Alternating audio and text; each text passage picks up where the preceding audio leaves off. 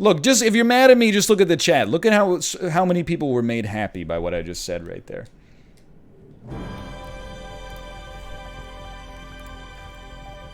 It's a great game.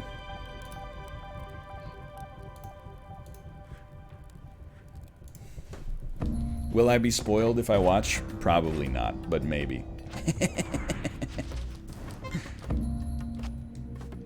But anyway, those, I mean, that's my thoughts on skill-based matchmaking. But I think, I don't know, smurfing maybe is a little different. But here's, if, I think you're a baby if you, like, okay, well, I'm just gonna say it, you know, I'm going away for a week, or for a month pretty soon anyway, so there's no blowback from this. I think if you're playing, like, a single-player game, or, like, a game where you solo queue, and you have a smurf that you play on when you get sick of losing at the level that you're actually supposed to be at, you're kind of like a little baby for sure.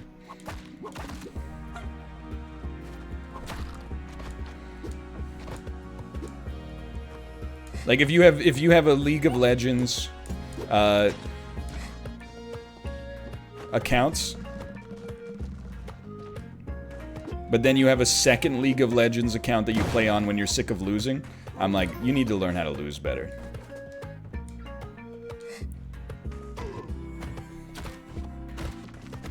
You know what? I just don't like this seed. On the other hand, you could have ladder anxiety. It's a video game. Like, I don't mean to hit you with the forehead comment, but like, just admit it. You hate losing.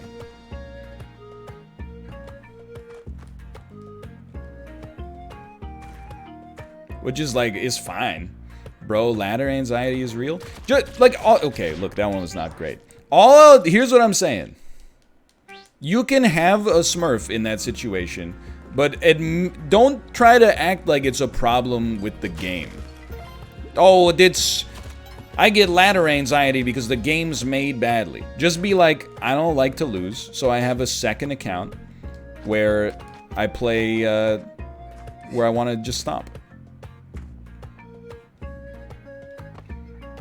Don't be like, well, if Riot fixed this and that, I wouldn't do it. But because Riot's so stupid, I gotta. That's what gets me. I don't know. And you know, different people have different priorities in their lives as well. But like that one season of Hearthstone where I played ranked, I got ladder anxiety, and then I was like, you know what?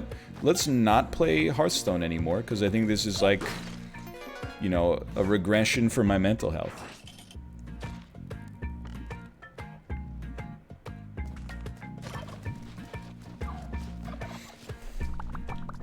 What if you don't want to destroy your rank with drunken gaming? Kate, that's ridiculous. She said don't play the game when you're drunk. It's not like we have a choice in the matter.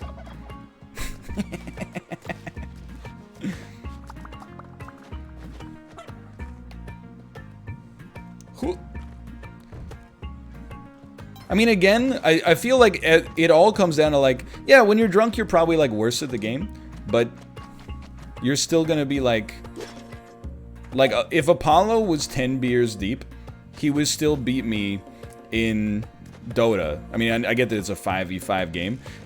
He would still beat me in Warzone one-on-one, like almost every time. So I still feel like it all like boils down to like, I mean, I get the idea that, like, my fun should be more important than your fun. Don't blow up the jetpack, dude. It blew up the jetpack. But I'm also, like, you know, I feel like that's not the way it should be.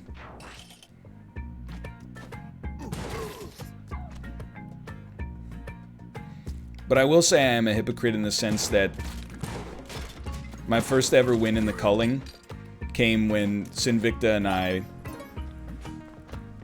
were solos, but had a pact to make it to the end together. Which is actually substantially worse.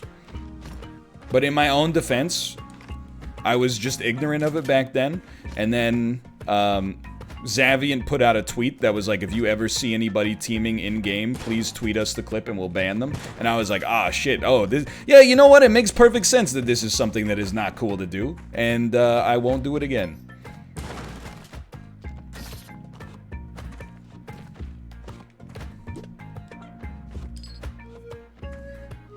Yeah, it was like actual genuine... I mean, it was like my second Battle Royale. After, like, H1Z1, and all I did in H1Z1 was hide in the gas station. Every single match. So I was like, I don't know, it seems like a really good technique. Yeah, I mean, it is a good technique. Which is why you're not supposed to do it. I think teaming is legit. I mean, everybody else is teaming, so I might as well team. I don't think teaming is legit. What's going on down here? But I think if you somehow dynamically team up with someone in the game and there's no premeditation, I think that's okay. But if you and your buddy queue into solos, find each other, and then act as a team,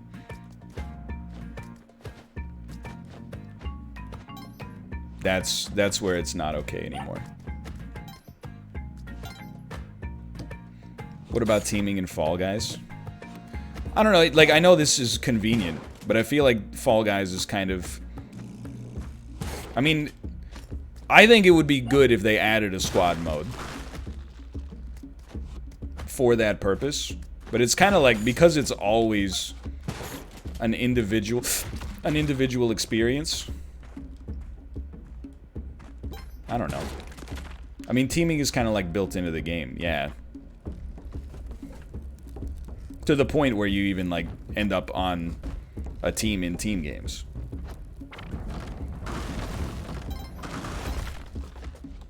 And the other thing is, like, I feel like because you're not, you know, shooting each other with guns, it's not like it becomes a 2v1 in most situations. Like, it's kind of just a, oh, you know what, I should kill him.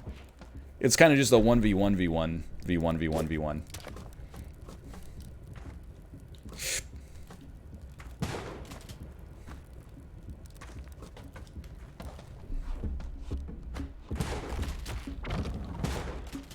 Didn't even blow up the bombs. Let's go. Anyway, that's my thoughts. But again, I do also want to say, I feel like, you know, the real experts on skill-based matchmaking might be the pros.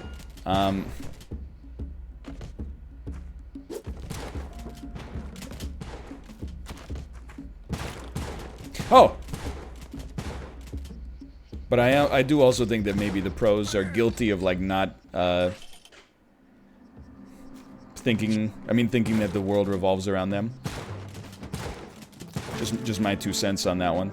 But again, I understand I'm the oldest person, that's an influencer at the age of 31, so...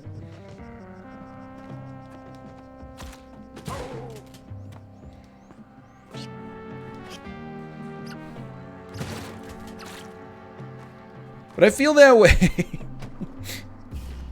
I feel that way about a lot of influencer culture, even when people are like, you know, even older than I am. Like, whenever I see an influencer do a video that's like, you know, check out my new Lamborghini. I'm like, why would you make that video? Aren't you worried that someone's gonna steal your Lamborghini?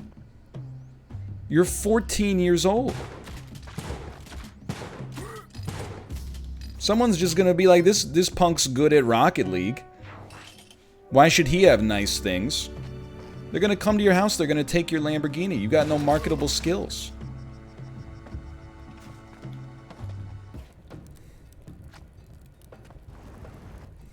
You have 2 Bugattis for Luna? Yeah, but that's different. I worked for those.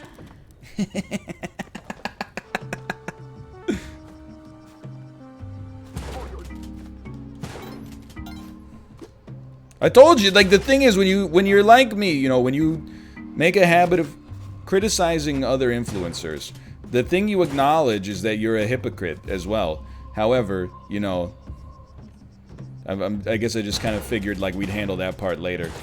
Psychologically. Well, this is nice. Oh, you've broken the ghost pot. Now you've done it. Well, I'm dead anyway, so... Did you see the video of the kid flaunting his money in a hotel and then being robbed immediately after?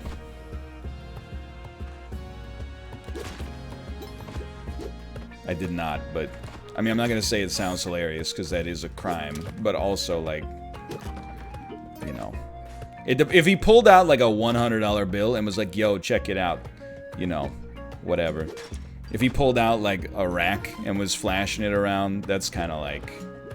I'm not gonna say what do you expect, but, like, at some point, you know, soul helps those who help themselves, you know?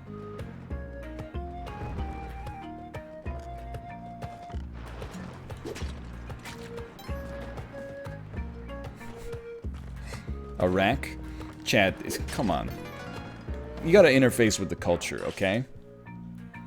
A rack is $10,000.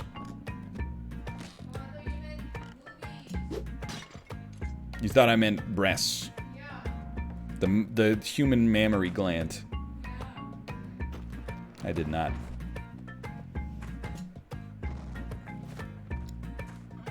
Sorry, it's 1,000. I always get it confused because we use the metric system up here.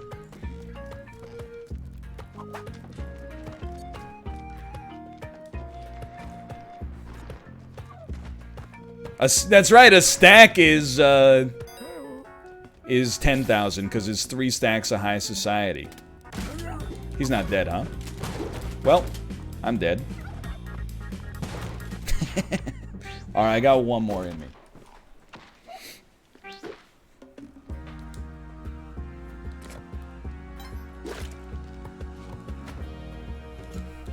Like, it was less that they have a problem with skill-based matchmaking. Because I think I would have a problem with skill-based matchmaking, too, if I was, like, one of the best players in the world. Like, if I was one of the best players in the world, I want to win 95% of my games. What's the point of being the best player in the world if I lose 50% of the time? Right? That sounds horrible. I put in all this time, my reward is the same win rate as everybody else. That being said... I am also, like, I mean, I just disagree. Because, it kind of, to me, it gives out this elitist attitude. This, like, you know, bad players, you know what, we'll do one more here. Bad players exist exclusively to, you know, feed my ego.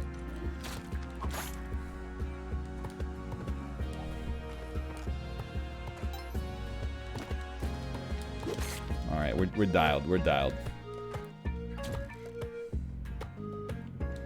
I'd rather win than have any status. Yeah, like, that, dude, honestly, that's where I'm at. When they were like, you know, shake my head back in my day, which was always like 2008. Like, it's not ancient history. Back in my day, we rewarded people that, you know, got good at things. And I'm like, bro, it's Call of Duty. Who gives a shit?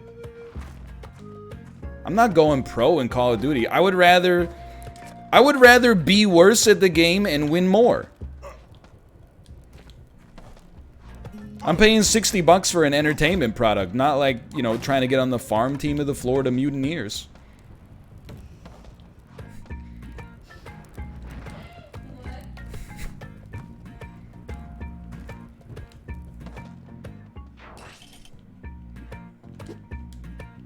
Anyway. Who?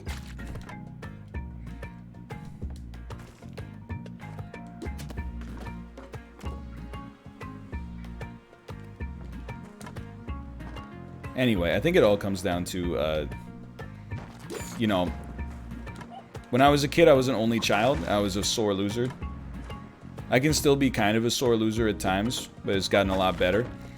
But I consider myself blessed to have been on Twitch and YouTube relatively early to have my ego checked as much as is possible. Because now I'm used to losing. Like, it's... Honestly, like, especially in battle royales, I lose so much that, like, winning doesn't feel right.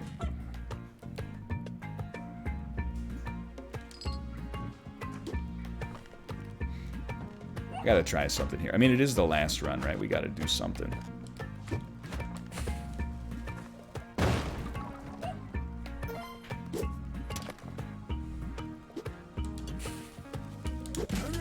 I'm so good. You know what? Why not? I can't imagine, like, how insufferable... I mean, and don't be like, yeah, you would be. Because I know, like, 90% of the other people watching this would be in the same camp. Can you imagine, like, growing up in a world where, like, when you're 10, the concept of a professional gamer where you can earn 7 figures is, like, real? And then being one of the best players in the world and having, like, 30,000 viewers watch you at all times from the age of, like, 15? I would be, like... I'm not gonna say I would be one of the worst people on Earth, but I would definitely be, like... way more insufferable. Thankfully, my career as a professional gamer didn't start until I was already 21, which is the peak of maturity.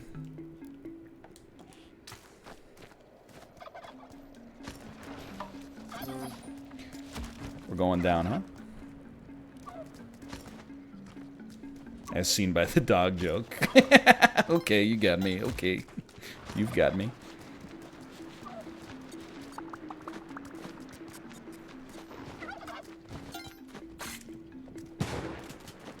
I don't know. I kind of see it as like... I don't think I'm always a great influence. But like... You know. At least... The thing that me and hopefully most of my viewers agree on most of the time is that I'm always telling you, listen to influencers less. We don't know what we're talking about, largely. I'm out, boys.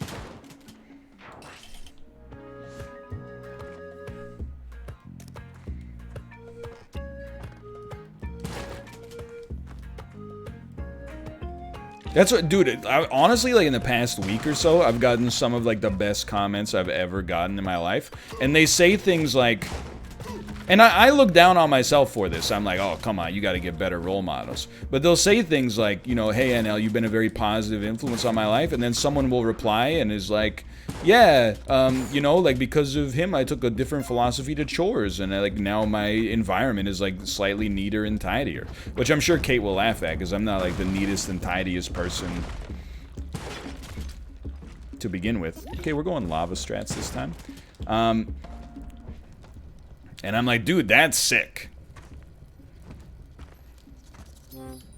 That's the kind of influencer effect that I'm trying to have.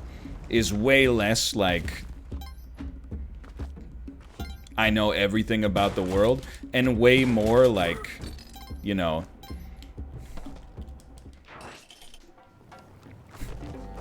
I mean, what do you want me to say? I don't want to say clean your room because it has connotations, but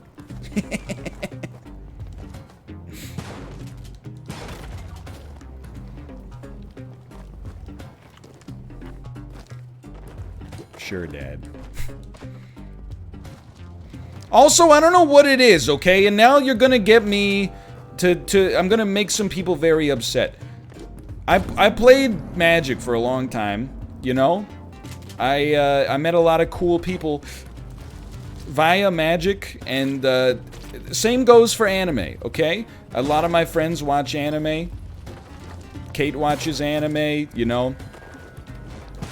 Josh watches some anime. But why is it, and I'm not saying that that the causal relationship necessarily goes in this direction, why is it that anytime I see an inappropriate comment on Twitter, it's always, if you go deeper in their feed, it's always anime, hentai, Magic the Gathering. I just don't understand. Again, I'm not offering the suggestion that if you're into that stuff, you're necessarily gonna be rude. Or at least inappropriate. All I'm suggesting is it seems like the majority of people that are inappropriate do seem to be into one of those three things. Yeah, thank you. It's a not all squares are, or not all rectangles are squares, but all squares are rectangles sort of thing. Well, no, not even, well, kind of, because, you know, some of the people, no, dude, I was doing so well, too. Some of the people will, like, tweet me, like, not an inappropriate thing, but something that's kind of over the line, and then I look at their tweets, and it's all, like, climate change stuff, and I'm like, whoa, that's out of nowhere. But there is a lot of times where I click and it's like, and it's like, I don't want to say it's like weird, but like you click on it, it's like right before they reply to you, they reply to like a picture of naked hentai, and they're like, ooh, I'd love to lick her butthole clean. And I'm like, get offline. Get offline. You're not supposed to be mixing the horniness with the other stuff. Do you check on the profiles of people that give you positive comments? Yes, if they have a blue check mark, or if their avatar is like them, it looks like a semi-professional headshot, which indicates two things to me. One being maybe there's a way that we can do business together. The other one is that they care enough about their online presence to put their real image out there, which to me means that they're probably not gonna be like, you know, the baby's bald, you know. Instead, they end up leaving comments that are like, good luck with the kid. Anyway. Kate, I'm going to send you over to Kate now.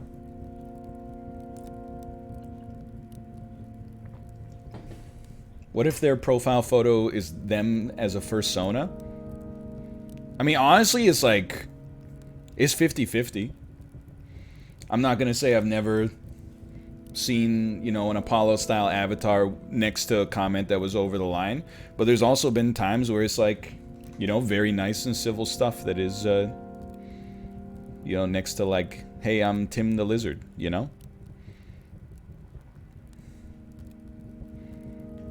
It's all good. And I get a lot of praise from the anime avatars too. It's like their anime avatars are like at least 50% of my interaction on Twitter is coming from people that have anime avatars. So they give me a disproportionate amount of my compliments as well as a disproportionate amount of my criticism. I will acknowledge that as well.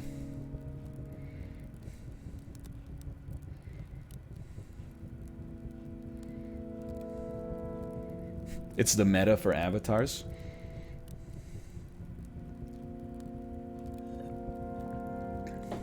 How does that make you feel? It makes me feel, I don't care what anybody's avatar is, it depends on what they say. I'm just saying, there is like, maybe not a I guess it is a correlation. There's a correlation between like, you said something that was inappropriate, and then in my head, there's like a pie chart, and it's like, you know, hentai, responding to like a pornographic actress with something that's just a little weird, or you know, I don't know if I want to get into it, but like some of this stuff, like sometimes people reply to me with like some super like negative stuff, and then they reply to like, you know, an adult film star. And they're, you know, the adult film star's question is like, what are some good restaurants in Chattanooga? And then they just give them like a list. And I'm like, why can't you treat me like them or treat them like me? That's all I'm asking for. I'm just asking for you to cyberbully both of us or to be nice to both of us, preferably. Ranger451, thank you for the gifted subscriptions, and have a barbecue with yourself. Thank you as well. Thank you. But it's like WWE, adult film stars, hentai, Magic the Gathering, and then retweeting that guy the philanthropist who's behind like Mr. Beast's funding. That one is like 90%, but I really think like maybe that's just 90% of Twitter in general is like they will 100% retweet that Bill guy who's like, I'm giving away $5,000 to the person with the best meme. Anyway, what about Big Brother? Thankfully, I very rarely interface with the Big Brother community. But anyway, I'm gonna send you over to Kate's.